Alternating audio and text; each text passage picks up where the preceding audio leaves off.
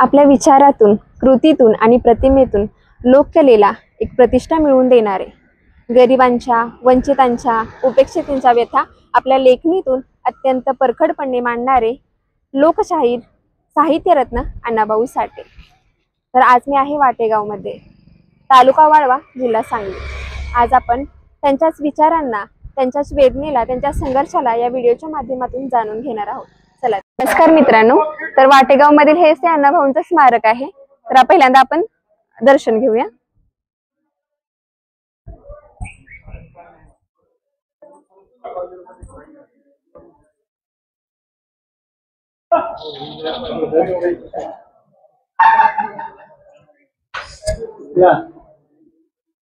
पृथ्वी ही शेषाच्या मस्तकावर नव्हे तर वंचितांच्या, उपेक्षितांच्या आणि कष्टकऱ्यांच्या तळहातावर तरलेली आहे, असे विचार मांडणारे लोकशाहीर साहित्यरत्न अण्णाभाऊ साठे. तर हे स्मारक आपण बघितले. चला तर आपण त्यांच्या घराकडे जाऊया. तर मित्रांनो, अण्णाभाऊ साठे यांची जन्मभूमी वाटेगाव आणि वाटेगाव मध्ये असणारे हे घर तुम्ही बघू शकताय. तसेच या बाजूला अण्णाभाऊ साठेंचा जीवन प्रवास दाखवलेली एक शिल्पकृती किंवा शिल्पसृष्टी आपण म्हणू शकतो, या ठिकाणी साकारलेली आहे. तर आपण ती बघूया.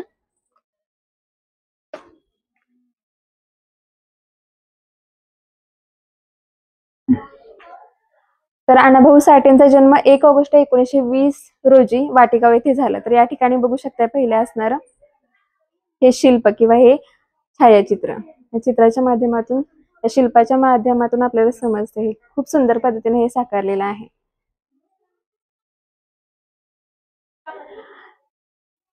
अण्णाभाऊ साठे यांचा जन्म झाला त्याच्या वेळेस पण एक कथा आहे. त्याच्यामध्ये जन्म झाला त्यावेळी अण्णाभाऊ साठेंचे मामा घराच्या बाहेर आलेले होते. त्यावेळी त्यांना समजलं की या घरामध्ये एका बाळाचा जन्म झालेला आहे, आपल्या बहिणीला मुलगा झालेला आहे. त्यांना खूप आनंद झाला आणि ते मामा म्हणजेच फकीरा. आणि त्यावेळी आनंद झालेला असताना पण परिस्थिती इतकी गरिबीची होती की ते म्हटले की बाळाचा जन्म झालाय, त्या आनंदापेक्षा त्याची भूक, म्हणजे त्याला चारण्यासाठी किंवा त्याला खायला देण्यासाठी माझ्याकडे रुपये नाहीत. त्यावेळी त्यांच्या मामांनी ब्रिटिशाच्या लुटीतून जे काही रक्कम होती ती हातामध्ये ठेवली आणि सांगितलं की ही ब्रिटिशांची जी लूट केलेली आहे त्याच्यातून हे रुपये घे आणि यातून या बाळाला बालगुट्टी पाज आणि त्यातूनच तो खऱ्या अर्थानं क्रांती करेल. आणि तेच या ठिकाणी तुम्हाला या छायाचित्रामध्ये दिसते. पुढे जाताना तर या ठिकाणी तुम्ही या ह्याच्यामध्ये पाहू शकताय की या ठिकाणी लहानपणी विविध खेळ बाल सवंगड्यांच्या बरोबर अण्णाभाऊ खेळत असत, ते आणि त्यांचे बाल सवंगडी हे या ठिकाणी दाखवलेलं आहे. अण्णाभाऊ साठेंचं ज्या वेळी नाव येतं त्याच्यावेळी पहिल्यांदा सगळ्यांना आश्चर्य करणारी गोष्ट म्हणजे 1.5 दिवस शाळा शिकलेले अण्णाभाऊ साठे. तर याची कथा आहे की एका प्रकारे सवर्णांच्या शिक्षेतून किंवा जातीभेदामुळे जे शिक्षण दिलं जात होतं त्याच्यामुळे त्यांनी 1.5 दिवस ते शाळेत गेले आणि त्यांनी तिथून शाळा त्यांची संपली आणि तिथून ते शाळेतच गेले नाही. हेच तो प्रसंग आहे. त्याच्यानंतर या ठिकाणी तुम्ही बघू शकता की अण्णा लहानपणापासूनच आपल्या आईला प्रत्येक कामामध्ये मदत करत असायचे. त्यामध्ये हे तुम्ही बघताय की आईला ते घर कामामध्ये मदत करत आहेत. खऱ्या अर्थाने त्यांच्या आयुष्याला आपण म्हणू शकतो की कलाटणी मिळाली तो हा प्रसंग. त्यांनी पोटाच्या भूक भागवण्यासाठी मुंबईचा जो प्रवास केला त्याच्यामध्ये एक महत्वाची गोष्ट म्हणजे त्यांनी 227 मैलाचा प्रवास त्यांच्या पूर्ण कुटुंबानं पायी केलेला होता, हे तुम्ही या ठिकाणी बघू शकताय. आणि तिथूनच खऱ्या अर्थानं त्यांच्या आयुष्याची एक नवीन सुरुवात झाली. या ठिकाणी तुम्ही बघू शकताय ते मुंबईला गेले आणि वाटेगाव सोडून ते मुंबईला गेल्यानंतर खऱ्या अर्थानं तिथून त्यांच्या आयुष्याला किंवा जीवनाला एक वेगळी कलाटणी मिळाली असे म्हणू शकतो आपण. या ठिकाणी असणारी भायखळा चांदबिबीची चाळ हे याच्यामध्ये दाखवलेले त्यांचं राहणं. ते तिथं गेले असले तरी त्यांनी त्यांचे मैदानी खेळ सोडले नाहीत. ते स्वतः जोर बैठक्या करायचे, त्याचप्रमाणे दांडपट्टा चालवण्यात ते पटाईत होते. ते स्वतः पण शिकायचे ना आपल्या सवंगड्यांना पण शिकवताना या ठिकाणी तुम्ही बघू शकताय. त्यानंतर या ठिकाणी त्यांचा विवाह सोहळा झाला. काळगाव मधील तालुका कराड येथील मातंग समाजातील कोंडाबाई यांच्याशी त्यांचे लग्न झाले आणि या ठिकाणी हा प्रसंग तुम्ही बघू शकताय. ज्यावेळी आपण क्रांती म्हणतो, खऱ्या अर्थाने क्रांती म्हणजे एक बदल असतो.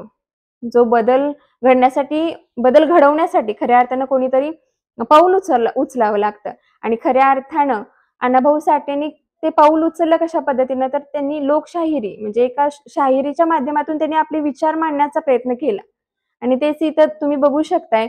या ठिकाणी क्रांतिसिंह नाना पाटील, क्रांतीवीर बर्डे गुरुजी यांच्या समोर एका सभेमध्ये शाहिरी करताना अण्णाभाऊ साठे तुम्हाला दिसताय त्या शिल्पामध्ये. म्हणजे खऱ्या अर्थानं लोकांच्या मनामध्ये क्रांतीची ज्योत पेटवण्याचं काम कोणी केलं असेल तर ते अण्णाभाऊ साठे यांनी. एक शब्द माणसाच्या आयुष्यामध्ये खूप बदल घडवतात, हे खऱ्या अर्थाने इथे तुम्ही बघू शकताय. ज्यावेळी अण्णाभाऊ साठ्यांचा लिखाणाचा विषय येतो, त्यावेळी तर खऱ्या अर्थानं ते एका ठिकाणी म्हणतात देखील, "मी ज्यांच्याविषयी लिहिलं, ती माणसं माझी होती." म्हणजे त्यांचं लिखाण तुम्ही बघा, ज्या त्यांच्या अनेक कादंबऱ्या 35 कादंबऱ्या आहेत, लोकनाट्य आहेत, नाटकं आहेत, पोवाडा आहे. 7 चित्रपटांचं लेखन झालेलं आहे आणि दुसरी एक महत्त्वाची गोष्ट म्हणजे त्यांचे जे लिखाण झालेलं आहे, ते अनेक भाषांमध्ये भाषांतरित झालेलं असं अण्णाभाऊ साठेंचं लिखाण होतं. तळागाळात, उपेक्षित, वंचित यांचं सगळ्यांचं खऱ्या अर्थाने त्यांनी अनुभवलेलं होतं. त्यामुळे त्यांच्या लिखाणात प्रत्येक साहित्य वाचत असताना आपल्याला फकीरा वाचतो आपण, चित्रा वाचतो, वैजंता वाचतो. त्यावेळी खऱ्या अर्थानं आपल्याला जाणवतं, की त्यांनी जे अनुभवलं आपल्या समाजामधलं, तेच त्यांनी आपल्या लेखणीमध्ये उतरवलं. त्यामुळेच त्या लिखाणाला तोड नाही. कितीतरी वर्ष झाली असली, तर ज्यावेळी आपण ते त्यांचं लिखाण वाचायला बसतो, त्यावेळी डोळ्यातून पाणी आल्याशिवाय राहत नाही. त्यांच्या अजरामर कादंबऱ्या तुम्ही बघू शकताय. फकीरा, चित्रा यांना म्हणजे काय म्हणतो साहित्यातल्या एक सर्वोच्च पुरस्कारांना सन्मानित करण्यात आलेलं आहे. इतक्या उत्कृष्ट अशा कादंबऱ्या आहेत आणि जे मी तुम्हाला सांगितलं सुरुवातीला, अण्णाभाऊ साठेंनी साठेंना जी बाळगुटी देण्यासाठी ज्यांनी त्यांच्या मामांनी म्हणजे फकीरा यांनी पैसे दिलेले होते लुटीतून, स्वातंत्र्याच्या ब्रिटिशांच्या लुटीतून त्यांनी ते पैसे दिलेले होते. परंतु क्रांती करेल ते म्हटलेले होते, यातूनच तो क्रांती करेल आणि खऱ्या अर्थाने त्यांनी क्रांती केली आणि फकीरा हे एक काय म्हणतो आपण ती कादंबरी असली तर तेच चित्र त्यांनाच आठवण्याचा प्रयत्न त्यांनी त्या कादंबरीच्या माध्यमातून केलाय आणि त्यांनी जे वर्णन केलंय आपल्या वाटेगावचं किंवा आसपासच्या सगळ्या भागांचं त्यांनी त्याच्यामध्ये वर्णन केले. खूपच सुंदर अशी ती कादंबरी आणि सगळ्यांनी नक्की ती वाचायलाच हवी असं मला वाटतंय. पुढे तुम्ही बघू शकताय, हे शेतकरी परिषद टिटवाळा या ठिकाणी एक कष्टकरी माणसाच्या त्यांनी लढ्याला आपलं आयुष्य किंवा शेतकरी समाज असू देत, कष्टकरी असू देत, उपेक्षित असू देत, यांच्यासाठी त्यांनी काय केलं, आपलं आयुष्य समर्पित केलेलं आहे आणि शाहिरी, कलापथकामधून शाहिरी सादर करून त्यांनी लोकांना संघटित व्हा आणि एक क्रांतीचा आवाज किंवा क्रांतीची ज्योत अत्यंत सुंदर पद्धतीनं त्या ठिकाणी तुम्ही बघू शकताय. लाल बावटा कलापथक या माध्यमातून त्यांनी शाहिरी केली आणि लोकांच्या मनामध्ये एक वेगळा विचार पेला, ज्या विचाराची आजही आपल्या समाजाला खऱ्या अर्थाने गरज आहे. या ठिकाणी तुम्ही बघू शकताय संयुक्त महाराष्ट्र चळवळ, याच्यामधलं एक मोठं नाव किंवा एक अग्रणी नाव म्हणजे अण्णाभाऊ साठे. मुंबई महाराष्ट्र या मराठी भाषिक राज्याची निर्मिती करण्यासाठी लाल बावटा कलापथकाच्या माध्यमातून अण्णांनी पहाडी आवाजामध्ये फिरून पोवाडा सादर करून लोकांच्या मनामध्ये एक वेगळं विचार पेरला. त्याच्यामध्ये तुम्हाला माहितच आहे त्यांचं एक प्रसिद्ध माझी मैना गावाकडे राहिली. यामध्ये संयुक्त म्हणजे पहिल्यांदा तर आपल्याला असं वाटतं की ते नवरा आणि बायकोचं एकमेकांपासून दूर जाण्याचं गीत आहे, पण खऱ्या अर्थाने ते संयुक्त महाराष्ट्र चळवळ होती, त्याच्यावरती आधारित ते गीत आहे. एकदम मनाला तुम्ही ते ऐकलं तर अंगावर अक्षरशः काटे येतात किंवा शहारे निर्माण होतात, अशा प्रकारचं गीत आहे आणि तेच काम खऱ्या अर्थानं शब्दांच्या माध्यमातून त्याने ते केलेलं आहे. या ठिकाणी तुम्ही बघू शकताय मुंबई सही संयुक्त महाराष्ट्र, सत्याग्रह 1957चा सत्याग्रह, मुंबई आमची आहे, नंतर महाराष्ट्र बचाव, हे सगळी कामं त्यांनी लोकशाहिरीतून आणि एक प्रकारे लोकांना संघटित करण्याचं काम त्यांनी लिखाणातून केलं, त्यांच्या शाहिरीतून केलं आणि प्रत्येक गोष्ट त्यांनी मनामध्ये रुजवण्यासाठी एक वेगळी क्रांती खऱ्या अर्थाने केली. आता एवढं सगळं करणाऱ्या व्यक्तीला अर्थातच पुरस्काराने सन्मानितच करायला हवं, जसं आपण त्यांना अभिवादन करतो त्याच पद्धतीने या ठिकाणी बघू शकताय. आणि त्यांनी कष्टकरी, कामगारी, वंचित, उपेक्षित यांचं दुःख खऱ्या अर्थाने लेखणीतून मांडलं. त्यांच्या आवाज विरुद्ध आवाज त्यांच्या ज्या वेदना आहेत त्यांच्यासाठी आवाज उठवला आणि त्यामुळेच रशियाची राजधानी मॉस्कोमध्ये त्यांचा एक पुतळा उभारण्यात आलेला आहे 2022 मध्ये. त्यांना रशियामध्ये बोलवलेलंही होतं आणि त्यांची चित्र ही कादंबरी आहे, तिचं रशिया भाषेमध्ये ट्रान्सलेशन झालेलं आहे मित्रांनो. आणि त्यांचा खऱ्या अर्थानं रशियामध्ये लेनिनग्राड येथे रशियन प्रधानमंत्र्यांनी त्यांना बोलवून त्यांचा सत्कार केलेला होता. आणि दुसरी गोष्ट या बाबतीत सांगायची म्हटलं तर त्यावेळी त्यांनी रशियामध्ये पहिल्यांदा मराठीमध्ये भाषण केलं. आणि मराठी किंवा मी महाराष्ट्रातून आलोय हे सांगत असताना त्यांनी शिवरायांचं महाराष्ट्र, छत्रपती शिवाजी महाराजांचं महाराष्ट्र खऱ्या अर्थाने त्यांनी तिथं सांगितलं. आणि त्या दुभाषाचं काम होतं, म्हणजे त्यांनी मराठीमध्ये सांगितलं, त्याचं ट्रान्सलेशन त्या ठिकाणी करण्यात आलं. आणि त्यावेळी त्यांनी महाराष्ट्राची ओळख अशा पद्धतीने सांगणारे ते एकमेव अण्णाभाऊ साठे होते. त्यामुळे खऱ्या अर्थानं त्यांना आठवणं, त्यांचं हे शिल्प पाहणं किंवा त्यांचं हे सगळा प्रवास पाहणं खऱ्या अर्थानं मनाला एक नवीन ऊर्जा देऊन जातं. आणि खरंच ही लोक महान का असतात, ह्या लोकांचा आजही विचारांच्यावर विचार का करावा लागतो हे सगळं तुम्ही बघितलं ह्याच्यावरूनच समजते. आणि एखादं 1.5 दिवस शाळा शिकलेलं पण आज त्यांनी लिहिलेल्या पुस्तकांच्यावर अनेक विद्यार्थी PhD करतायत. ही गोष्ट नक्कीच खूप मोठी आहे, खूपच मोठी आहे. तर आपण हे बघितलं शिल्पसृष्टी, पण आपण त्यांचे जे वंशज आहेत त्यांच्याकडून पण अजून त्यांना काय वाटतं या सगळ्या प्रवासाबद्दल, त्यांच्याकडून आपण थोडंसं माहिती त्यांच्याशी गप्पा मारूया. चला, तर अण्णाभाऊ साठे यांचे वंशज आपल्या सोबत आहेत, तर आपण त्यांच्याशी गप्पा मारूया. तर पहिल्यांदा दादा, तुमचं अण्णाभाऊ साठे यांचे जे असलेलं नातं सांगा आणि तुमचं नाव सांगा. माझं नाव सचिन साठे. मी अण्णाभाऊ साठेंचा नातू.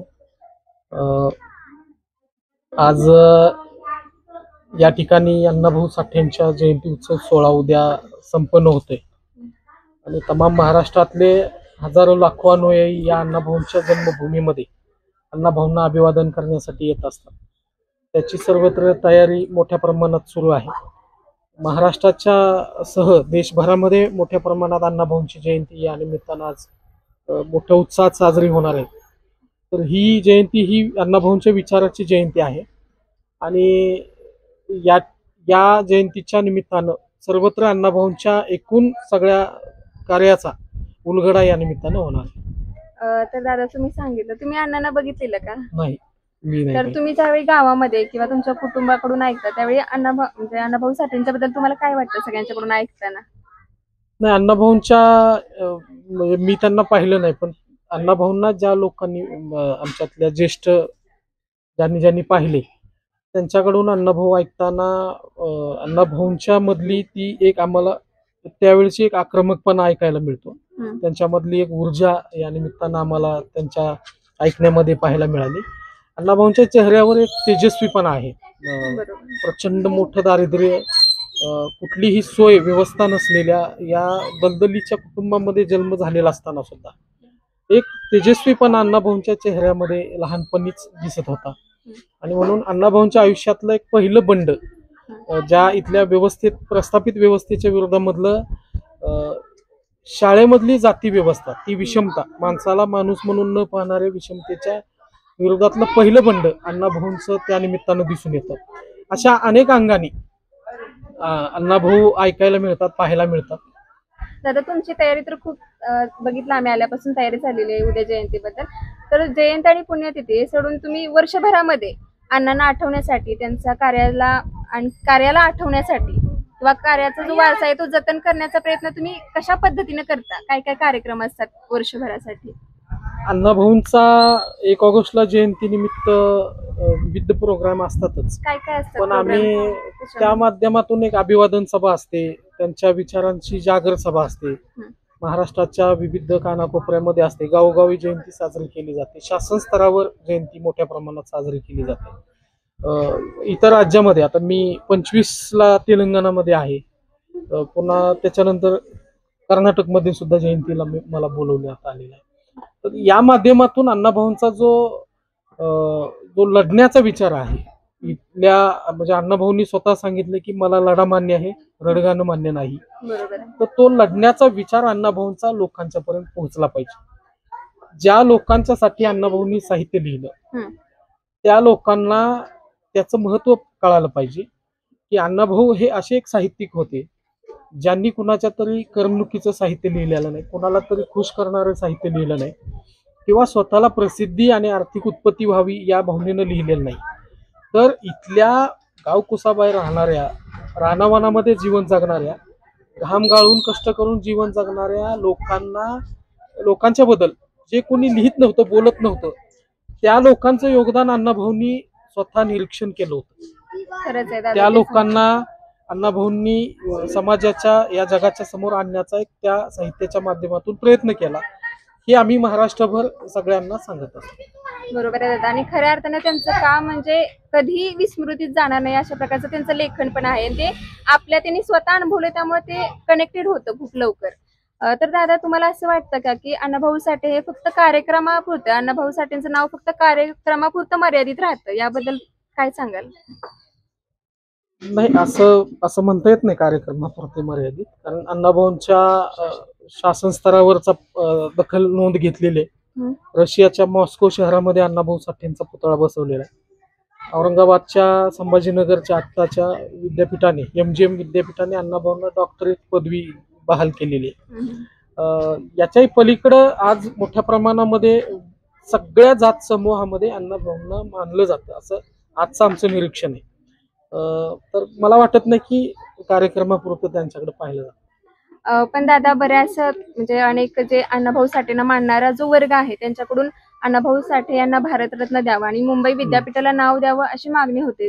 त्याच्याबद्दल तुम्हाला काय वाटते, तुमचं काय मत आहे? निश्चितच ज्या अण्णाभाऊंनी मुंबई महाराष्ट्रापासून तुटण्यापासून जी वाचवली होती, ज्या वेळेला संयुक्त महाराष्ट्राची चळवळ झाली किंवा काही लोक मिळून मुंबई ही महाराष्ट्रापासून तोडण्याचा प्रयत्न करत होते, तेव्हा अण्णाभाऊंची भूमिका ही अत्यंत महत्वाची भूमिका आहे. अण्णाभाऊंच्या सोबतचे सर्व शाहीर, ज्यामध्ये शाहीर अमरशेख, गवाणकर आणि जे काही इतर त्यांची जी काही सदस्य होते, सहकारी होते, यांनी जे महाराष्ट्राचं, मुंबईसह महाराष्ट्राचं जे महत्व मांडले ते अत्यंत म्हणजे महत्वाचं आहे. आणि म्हणून त्या मुंबईला, ज्या मुंबईची मांडणी जडणघडण अण्णाभाऊंनी जवळून अनुभवली होती, त्या मुंबईला वाचवण्यासाठी अण्णाभाऊंचा तो लढा या महाराष्ट्रात, त्या काळामध्ये, आज आपल्या काळामध्ये सोशल मीडिया आहे, बऱ्याचशा गोष्टी, त्या काळामध्ये ती व्यवस्था नसताना महाराष्ट्रभर याचं आंदोलन उभा करणं आणि त्या लोकांचा, जे मुंबई तोडत होते, त्यांचा डाव हाणून पाडणं. त्यामध्ये अण्णाभाऊंचं एक वाक्य आठवतं की जशी गरुडाला उडण्यासाठी पंखाची गरज असते आणि वाघाला जशी शिकार करण्यासाठी नखांची गरज असते, तसं महाराष्ट्राला मुंबईची गरज आहे. आणि ही मुंबई आमच्यापासून कोणी तोडू शकत नाही. म्हणून त्या मुंबईमध्ये अण्णाभाऊंच्या नावाने विद्यापीठाला नाव देणं हे अत्यंत योग्य बाब आहे. दुसरी गोष्ट अशी आहे की महाराष्ट्रामध्ये सातत्यानं, देशामध्ये पण अनेक खासदार मान्यवरांनी संसदेमध्ये, या विधानसभेमध्ये त्यांना भारतरत्न हा सर्वोच्च सन्मान देण्याची मागणी केलेली बऱ्याच वर्षापासूनची आहे. पण तो उठाव ज्या पद्धतीचा व्हायला पाहिजे होता पूर्वीपासून, तो उठाव त्या ताकदीचा झाला नव्हता. पण आजच्या युवा वर्गामध्ये, आजच्या महाराष्ट्रामध्ये अण्णाभाऊंच्या प्रती ऊर्जा घेऊन जे लोक रस्त्यावर उतरले, त्या मागणीचा रेटा पाहून, त्या मागणीची दखल घेत मला निश्चित विश्वास वाटतोय की यावेळेला केंद्रीय गव्हर्नमेंट अण्णाभाऊंना हा सर्वोच्च नागरी पुरस्कार देईल असा विश्वास वाटतोय. आणि तो देण्यासाठी आम्ही कायम सातत्यानं प्रयत्नशील राहू. खरंच आहे, तो मिळायलाच पाहिजे. कारण त्यांचं काम बघता, त्यांनी जे लेखणीतून जे क्रांती केली, संयुक्त महाराष्ट्र चळवळ असू देत, अनेक लिखाण त्यांचं बघितलं, पहिल्यापासूनचा जो संघर्ष केला, आणि तो संघर्ष हा कामगारी वर्ग, कष्टकरी वर्ग, वंचित आणि उपेक्षितांसाठी होता. त्यामुळे खऱ्या अर्थाने त्यांच्या कार्याची दखल घेणं खऱ्या अर्थानं आपल्या सगळ्या समाजाचे आहे. आणि आता आपण कसं बघतो, प्रत्येक नेत्याला एका काय म्हणतो आपण, समाजामध्ये विभागले. अण्णाभाऊ साठे म्हटलं की मातंग समाजाचे, आंबेडकर म्हटलं की बौद्ध समाजाचे, उमाजी नाईक म्हटलं की रामोशी समाजाचे. हा विचार बदलला पाहिजे. अण्णाभाऊ साठे म्हटलं की ते सगळ्यांचे आहेत. प्रत्येक महापुरुषाने जे विचार दिले, तो विचार महत्वाचा आहे. त्याला जर तुम्ही अशा पद्धतीने जातीमध्ये किंवा असं विभागला, त्या ठिकाणी खऱ्या अर्थानं चूक होते. आणि ती चूक खऱ्या अर्थानं सुधारली पाहिजे, तरच खऱ्या अर्थानं अण्णाभाऊ साठे नक्कीच लवकरात लवकर भारतरत्न दादा मिळेल, यात शंका नाही. आणि दादा, अण्णाभाऊ साठेंची लिखाणाची पद्धत तळमळ, म्हणजे प्रत्येक कादंबरी अशी आहे की ते कादंबरी वाचत असताना खऱ्या अर्थाने ते उभं राहतं ते जग, कारण ते अनुभवले, त्यांनी त्या परिस्थितीतून गेलेत. आणि हे सगळी माणसं आपल्या आजूबाजूची होती. म्हणजे अण्णा पण त्याच्यामध्ये, अण्णाभाऊ साठे पण सांगतात की मी जी लिहिलं ती माणसं माझी होती. मग ते लिखाणातून जाणवतं. तर तुम्ही या तरुण पिढीला काय सांगाल, त्यांच्या लिखाणामधून काय संदेश घेतला पाहिजे आताच्या तरुण पिढीने? आजच्या युवा पिढीमध्ये एक गोष्ट सातत्यानं जाणवते की आजचा युवा वर्ग हा सोशल मीडियावर जास्त विश्वास ठेवतो. तर मला त्यांना आग्रहाची विनंती असेल की मुळात अनेक लोक वेगवेगळ्या पद्धतीचे लेखक आणि कवी म्हणून पुढे आलेले आहेत आजच्या युगामध्ये. बरोबर. तर ते अनेक वेगवेगळ्या पद्धतीची पुस्तकं अण्णाभाऊंच्या बाबतीत असतील, अनेक महापुरुषांच्या बाबतीत लिहित असतात. पण त्याच्यामध्ये स्वतःच एक निरीक्षण आणि संशोधन असलं पाहिजे.